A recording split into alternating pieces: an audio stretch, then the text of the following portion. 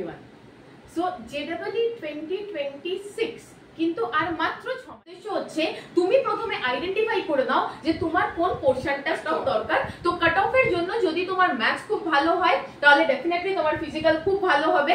এটা একদমই কমন ব্যাপার যে ফিজিক্যালে আমাদের একটা ডেরিভেশন, ফর্মুলা এবং নিউমেরিক্যালে মেইনলি ফোকাস করতে হয়। নেক্সট এসে যাও কি যারা বেশ ভালো মুখস্থ করতে পারো, মানে একদম একটা মানে ফটোগ্রাফিক মেমোরি আছে কি দেখলেই মনে থেকে যায়, তাদের জন্য ডেফিনেটলি ইনঅর্গানিক এবং অ্যানালিটিক্যাল একটা সাংঘাতিক প্লাস পয়েন্ট যে তুমি দেখবে, মনে রাখবে। এবং মোস্টলি ইনঅর্গানিক যেটা হয় সেটা এনসিইআরটি থেকে প্রশ্ন আসে। এবার আরেকটা কোশ্চেন মার্ক আমি এখানে দিয়ে রাখছি, আরেকটা শর্ট বানাবো।